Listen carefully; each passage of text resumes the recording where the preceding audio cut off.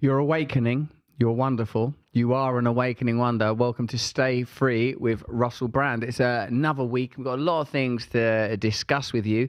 Over the course of the show, there will be great vicissitudes and undulations in energy. At some points, I'm going to seem incredibly calm and focused and mature. At others, erratic, fast, fizzing, effervescent. I'm starting off quite mature, Gal. No, this is a nice, relaxed tone. This is our very gentle... in control, I would say. Thank you very much. Calm. Very easy entry into the week's news. We're going to look at some hypocrisy, in particular the hypocrisy of the Democrat Party when it comes to claims around rigged elections.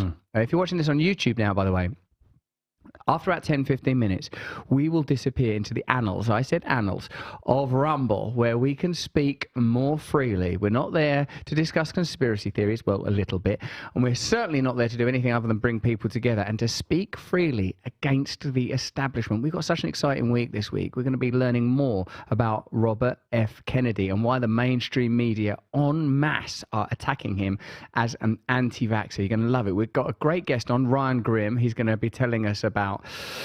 Well, we're going to be talking a little bit about the White House Correspondents' Dinner, which Ryan Grimm, who has the nerve to call himself a journalist, was chucked out of last year for brawling. And I think one man said the back of his hand was scratched. Another fella said he received, and this is a direct quote, a Chinese burn. And I'm not even sure that you can say that anymore. I don't think so. It's probably not the sort of thing that people should say. We're going to start, though, by looking at the White House Correspondents' Dinner. Why I like the White House Correspondents' Dinner is because it's a living embodiment of the corruption and collusion that exists between the state and the mainstream media.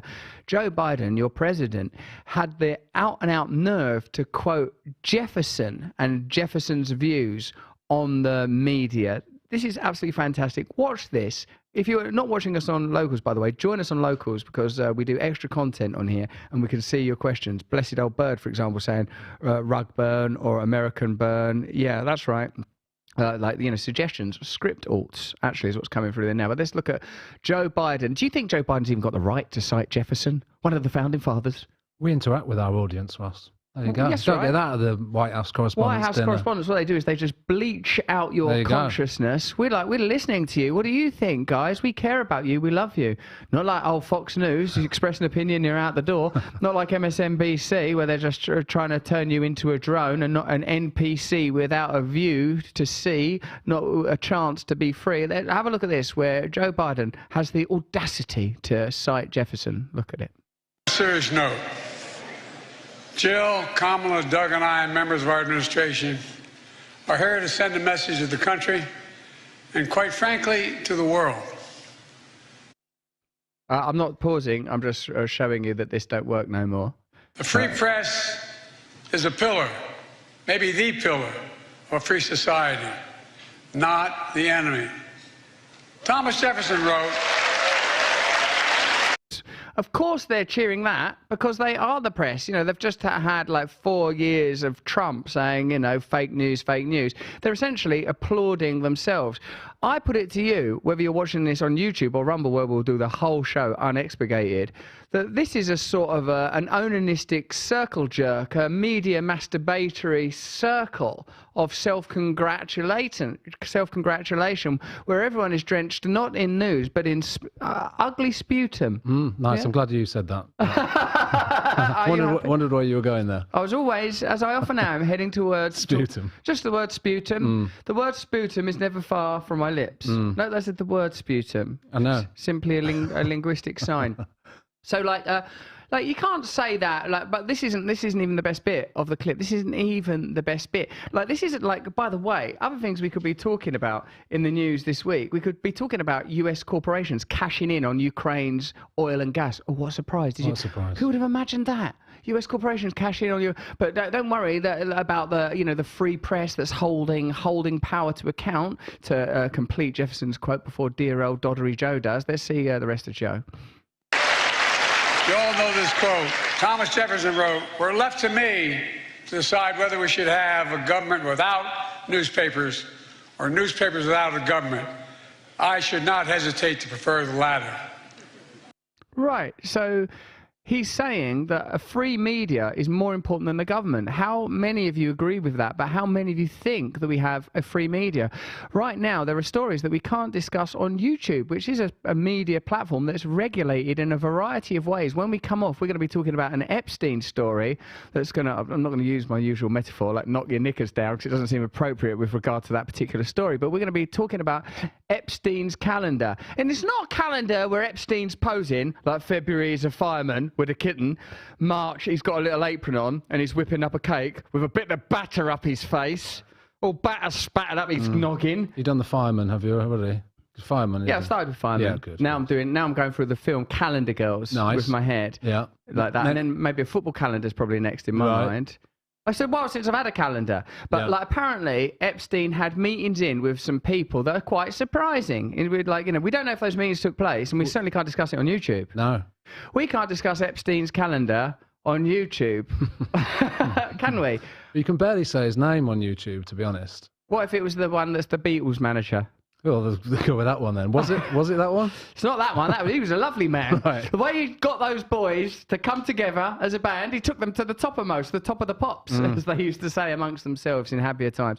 So listen to this bit as well, back to Joe Biden's White House circle. I can't even finish it. You know what I mean.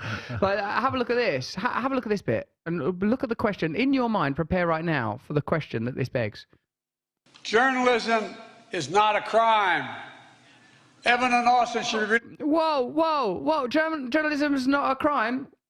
Guess what this is the anniversary of? Julian Assange, journalist, is still in Belmarsh, sentenced to 50 weeks by a British court on May the 1st, 2019. Wait a minute, what's the date now? Is this 2023? That's more than 50 weeks. Yeah. No, right, I see what you mean. 50 yeah, weeks. well, he's waiting potential extradition, isn't he, for trial in the US. So he's done his 50 weeks. He's still banged up in there. Journalism is not a crime, says Biden. Journalism is not a crime. Listen to the end of it. Released immediately, along with every other American held hostage or wrongfully detained abroad.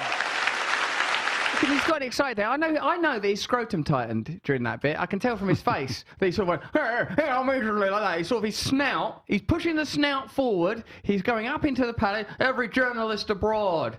Like, what about dear old Edward Snowden? What about Julian Assange? What about Chelsea Manning? Now, I know Chelsea Manning isn't a journalist. Edward Snowden's not a journalist. They're both whistleblowers. But Julian Assange is a journalist. The hypocrisy is outlandish and outrageous.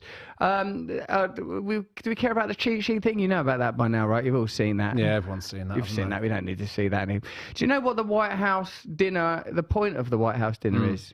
Well, it's about freedom of speech, essentially. It's about the relationship with government and the press, and so-called freedom of speech. But on whose terms is this freedom of speech, Russ? Because if that freedom of speech was the type to which Jefferson was referring, Assange would be out. That's what he's referring. He's talking about the type of journalists that want to challenge power, not the type of journalists that essentially promulgate and propagate the messages of the state, who themselves, in my view, are just the managerial class of a globalist corporate cartel. Yeah. That's not what Jefferson wanted, is it? So he said journalism is not a crime. What about publishing? So, but publishing is a crime then. If you're Julian Assange, publishing is a crime. You mustn't publish. No. And Jefferson was clear journal. about that. Journal? Yeah. That's fine. What are you doing? Journaling? What are you going to do after that? Nothing. After that, don't you publish, you son of a gun. We'll have you. The White House Correspondents' Dinner, because we wondered what it was. I was confused. It's an event held by the White House Correspondents Association to celebrate journalism and freedom of speech. The event gathers journalists, politicians, and celebrities to put their differences aside while raising money for journalism scholars. Why don't you just go to Bill Gates and get your journalism scholarship from him and do your reporting in alignment with his views? You can't have real journalism, because real journalism, I feel like, is Barry Weiss, who's coming on the show later this week. Matt Taibbi, been on the show, coming on the show again. Schellenberger. And might I even venture, little old us, I think so, trying our best to keep you informed about stories that we believe matter, like the candidacy of Robert F. Kennedy, who, indeed, if you notice, the two emergent smears of our time are You're right wing, or you're far right wing, or you're an anti-vaxxer. Two terms that have almost had to be created to smear people. Now, RFK, because he is running for the leadership of the Democrat Party, or the presidential candidacy for the Democrat Party, I don't think they can use far right without making the whole Democrat Party sound bad, can they? No, probably They're going to not. have to go anti-vaxxer. And by God, have they? Good job they've got that, though, isn't it? Got anti-vaxxer, though. We've got something.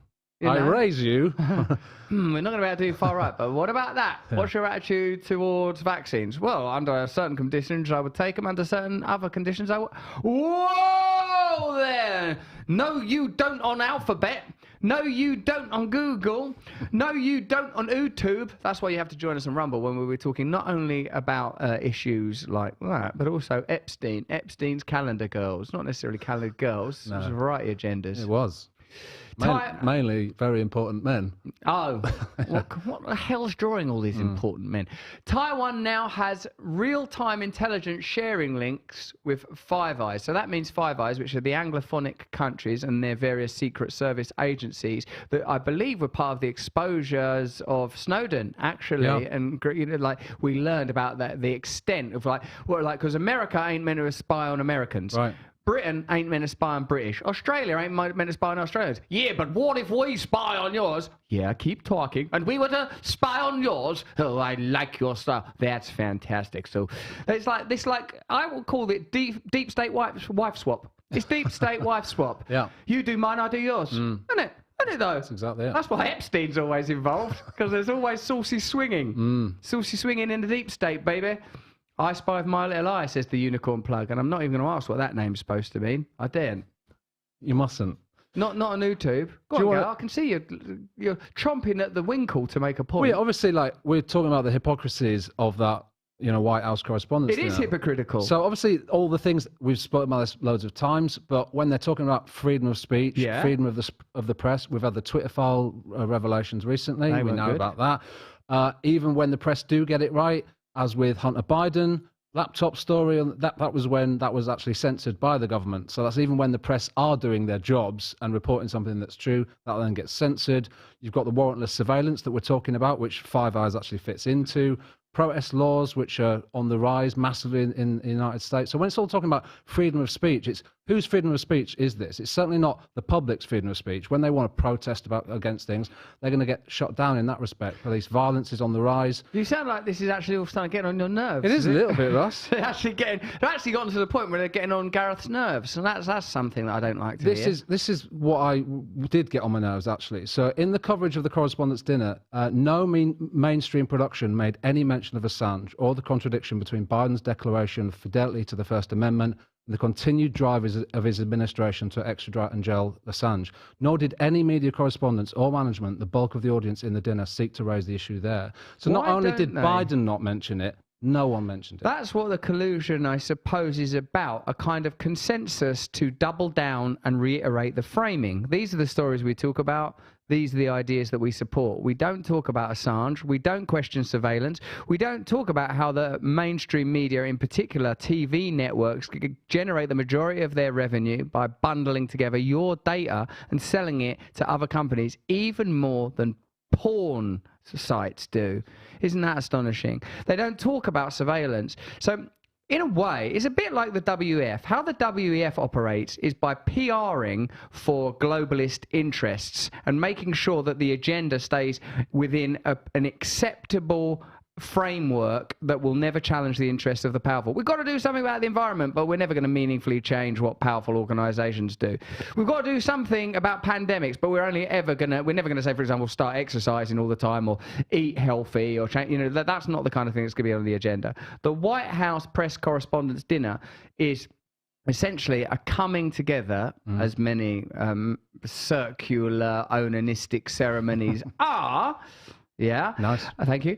To establish what's discussed and what's not discussed. And actually, that recent story about Biden's cheat notes shows that. Shows that they're given they discuss the questions in advance. You know, at least Donald Trump wouldn't go to it because there's bad blood between him and the media. Would you not prefer a degree of animosity between the state and those that are supposed to hold them to account? Wouldn't that be necessary? Particularly when you know for a fact, whoever you are and whatever you believe in politically, that prior to the 2020 campaign, Biden told the donors of the Democrat Party nothing will fundamentally change. That means it's just rhetoric. Who do they work for?